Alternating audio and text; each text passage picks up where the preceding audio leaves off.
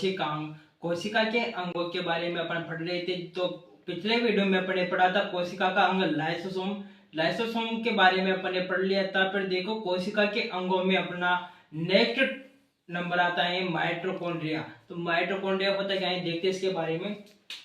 देखो इसमें माइटोकॉन्ड्रिया को कोशिका का पावर हाउस या बिजली घर कहते हैं। बच्चों जो माइटोकॉन्ड्रिया होता है उसे कोशिका का पावर हाउस या बिजली घर कहते हैं।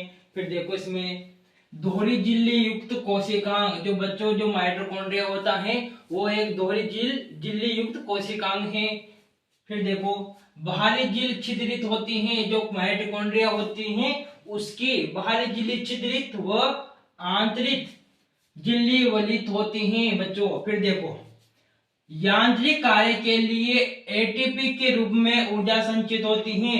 जो माइटोकॉन्ड्रिया में एटीपी के रूप में ऊर्जा संचित होती है।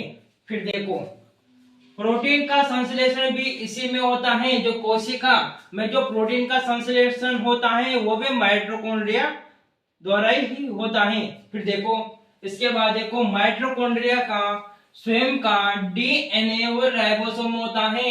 मतलब जो माइटोकॉन्ड्रिया है उसका स्वयं का डीएनए व राइबोसोम होता है।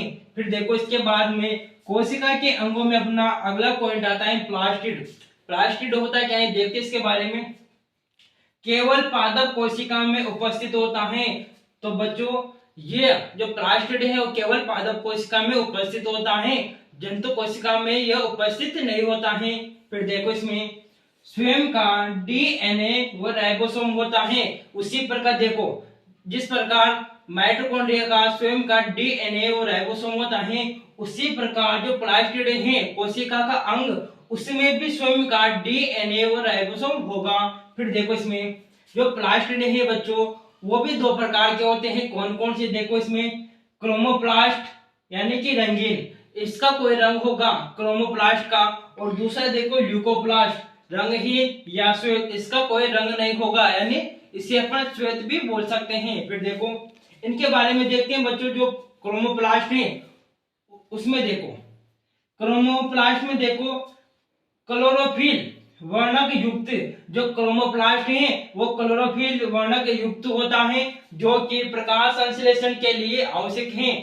जो बच्चों जो ये क्लोरोफिल है वो वर्णक वो प्रकाश संश्लेषण के लिए आवश्यक होता है और इसी के कारण पादपों का हरा रंग होता है। फिर देखो इसमें अगला ल्यूकोप्लास्ट। देखो ल्यूकोप्लास्ट में देखो बच्चों स्टार्च, तेल तथा प्रोटीन पदार्थों का संचयन करता है। जो ल्यूकोप्लास्ट होता है बच्चों वो स्टार्च व प्रोटीन पदार्थों का संचयन करता है। तो ये दोनों पॉइंट अपने खत्म होते हैं।